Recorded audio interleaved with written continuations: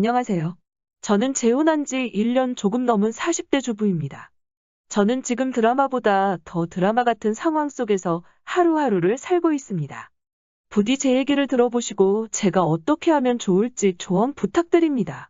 지금으로부터 약 6년 전 남편은 믿었던 사람에게 배신당하고 사업까지 실패하면서 세상을 등지고 말았습니다.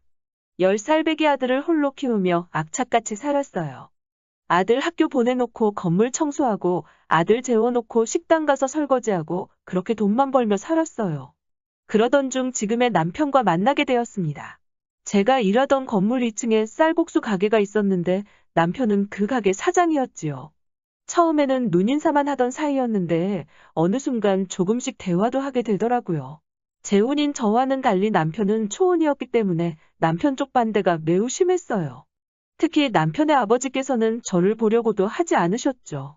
그렇지만 아버님이 언젠간 받아주시리라 믿고 묵묵히 며느리로서의 도리해가며 남편 내조하며 열심히 살았습니다. 그렇게 1년쯤 지났을 무렵 시아버지께서 재혼을 하시게 되었습니다. 덕분에 저와 남편의 관계도 인정받게 되었지요. 그 점에 있어서 저는 시아버지의 재혼이 너무나 기뻤습니다. 한편으로는 갑자기 시어머니가 생긴다고 생각하니 긴장도 되고 떨리기도 하더라고요. 부디 좋으신 분이면 좋겠다 생각했어요. 하지만 시아버지의 결혼식장에 들어선 순간 저는 충격으로 쓰러지고 말았습니다. 그곳에는 제 여고 동창인 미숙이가 서 있더라고요. 미숙이는 저를 참 많이 괴롭히던 친구였어요.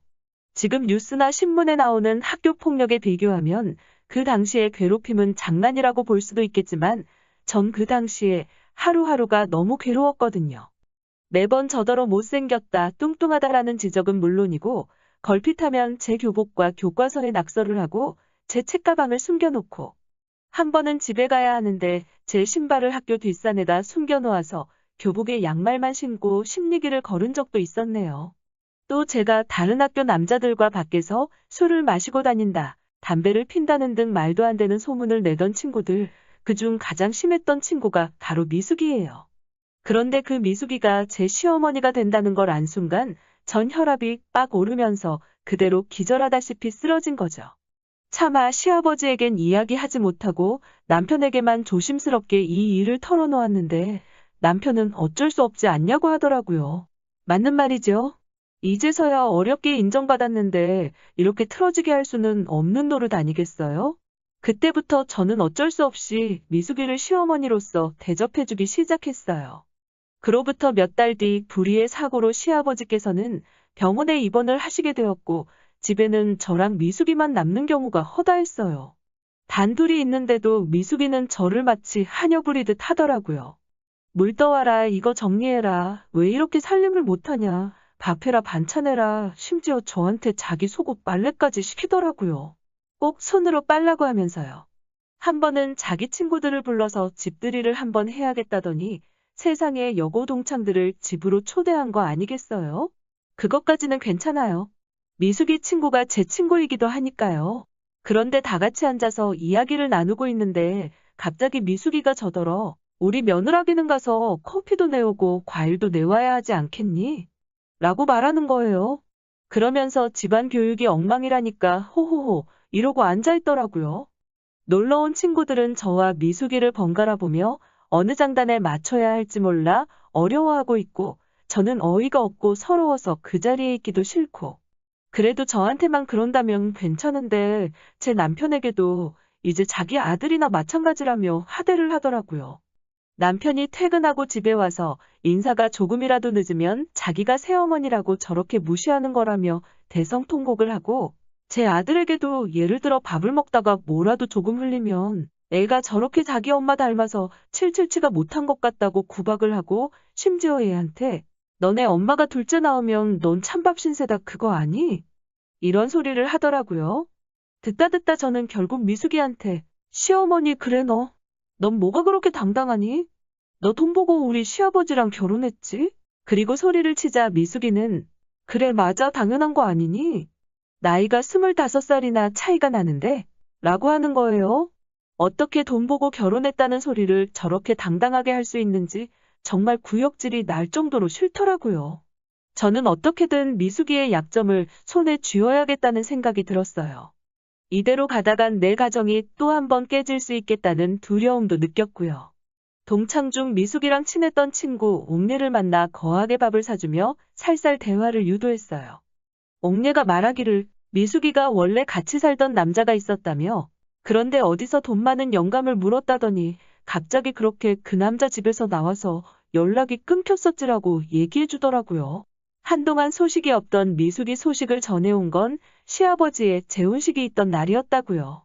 그래서 그럼 미숙이랑 살던 남자는 어떻게 됐냐고 묻자, 미숙이가 도망간 이후로 남자 혼자 애 키우면서 살고 있어 아주 미숙이 찾으면 가만 안 둔다고 길길이 뛰더라라고 얘기를 하더라고요. 저는 이 흥미로운 이야깃거리를 놓칠 수 없었죠. 그래서 그 미숙이랑 살던 남자를 찾기 위해 수소문을 시작했어요. 몇 다리를 건너서 간신히 그와 연락이 닿았지요. 그리고 어느 날 평소와 마찬가지로 미숙이가 거실에 떡하니 앉아 제 일거수일투족을 감시감독하고 있더라고요. 저는 일부러 보란 듯이 그 남자에게 전화를 걸었어요. 그리고 상호 씨 안녕하세요라고 인사를 하며 미숙이의 반응을 보았죠. 아니나 다를까 얼굴 낯빛이 그렇게 좋지 못하더라고요. 제가 전화를 끊고 나자 미숙이는 저에게 상호 씨라는 사람은 성이 뭐냐고 묻더라고요. 저는 박상호예요. 라고 대답했어요. 대답하자마자 미숙이가 당황하는 게 느껴지더라고요. 저는 이때를 놓치지 않고 시어머니께서도 상호 씨 알지 않으시냐고 묻자 미숙이는 내가 그 사람을 어떻게 아냐고 칠색팔색을 하더라고요. 그래서 천호동에서 같이 살림 차리고 살던 거 아니야? 그 사람 지금 너 엄청 찾던데 라고 말했죠. 그러면서 너는 네 애 안 보고 싶니? 라고 물었죠. 그러자 미숙은 갑자기 몸을 사시나무 떨듯 떨며 그 얘기 누구한테 들었냐며 절대 자기 남편이, 그러니까 제 시아버지가 알게 하면 안 된다고 으름장을 놓더라고요. 바라는 게 뭐냐고 묻길래 난 너와 그저 잘 지내고 싶을 뿐이라고. 내 남편, 내 자식 가만히 내버려둬 주면 나도 너의 결혼 생활에 끼어들 생각이 전혀 없다고 말했죠. 진심이니깐요. 그렇지만 미숙이는 그 간단한 약속조차 못 지키더라고요. 며칠 잠잠한가 싶더니 또 집어를 게 못 준다는 말처럼 그 본성이 어디 안 가더라고요. 시아버지가 집으로 오신 이후로 시아버지와 저희 부부 사이에서 교묘하게 이간질을 시작하더라고요. 시아버지가 안 계신 동안 저희가 얼마나 이 집에서 자기를 무시하고 구박했는지 말도 안 되는 소리를 하면서요. 하지만 사랑에 눈이 머신 저희 시아버지는 오로지 미숙이의 말만을 듣고 미숙이 편만 드시는 거예요.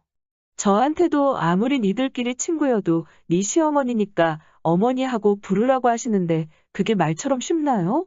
옛말에 화내는 시어머니보다 말리는 시누이가 더 밉상이라더니 자기가 이간질해놓고 막상 시아버지가 화를 내시려고 하면 꼭 아이고 애들한테 그러지 말라며 시아버지를 막는 척하는 그 연기가 아주 연기 대상감이더라니까요. 그러다 제가 결국 모든 사실을 폭로할 수밖에 없는 결정타가 있었습니다. 바로 시아버지가 외출하시는 시간들을 노려 미숙이가 바람을 피고 있었던 거지요. 그러니까 미숙이에게는 원래 같이 살던 남자와 저희 시아버지, 그리고 요즘 만나는 새로운 남자친구까지 남자가 셋이나 있었던 거죠. 아무리 저를 늦게 인정해주신 시아버지지만 사랑하는 남편의 아버지이신데 이런 여자한테 농락당하는 건 더 이상 며느리로서 지켜볼 수가 없더라고요. 저는 사랑하는 남편과 시아버지를 위해 모든 사실을 폭로해야겠다고 마음먹었어요. 그리고 얼마 뒤 미숙이의 생일이었습니다.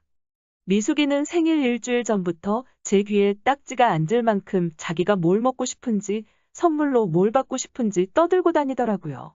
생일 당일날 시아버지 미숙이 저와 남편이 모여 식사를 하려고 하는데 집 초인종이 울립니다.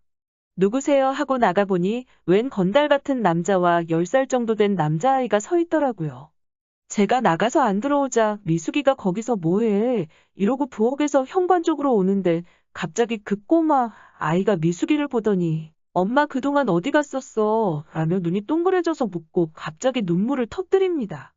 바로 미숙이의 친아들이었지요. 시아버지의 표정을 슬쩍 보니 불그락푸르락 난리도 아니더라고요. 그도 그럴 것이 시아버지께서 저를 반대하셨던 가장 큰 이유가 저한테 애가 딸려 있다는 거였는데 결국 미숙이도 애 딸린 여자였던 거죠. 미숙이는 저희 시아버지께 손이 발이 되도록 싹싹 빌더라고요. 그리고 며칠간을 더 죄인처럼 살더라고요. 그래서인지 시아버지께서 미숙이를 내치지는 않으시더라고요. 대신 시아버지께서는 미숙이에게 어른 대접 받고 싶으면 애들한테 어른처럼 행동하라고 한마디 하셨더라고요. 요즘 그래서인지 어깨가 축 처지고 저와 남편 눈치를 살살 보며 지내는 미숙이를 보면 마음이 복잡합니다. 이미 다 지난 과거 일이니 제가 있고 그냥 시어머니를 모신다는 마음으로 지내는 게 정답이었을까요? 하지만 미숙이를 보고 있으면 문득문득 친구들 괴롭힘에 혼자 서럽게 울던 18살 소녀로 제가 다시 되돌아가는 것 같고 그 생각을 하면 쓸쓸로 한심하고 미워지고 그렇네요. 제가 앞으로 어떻게 처신하는 게 좋을까요? 미숙이랑 아무 일도 없던 것처럼 그런 척하고 살아야 할까요? 아니면 시아버지에게 인정받는 것에 더 이상 미련 갖지 말고 분가를 할까요? 인생 선배님들 저에게 꼭 조언 좀 해주세요.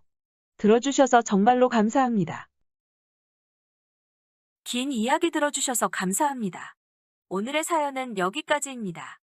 구독과 좋아요, 알람 설정해주시면 앞으로 더 좋은 사연으로 찾아오겠습니다. 감사합니다.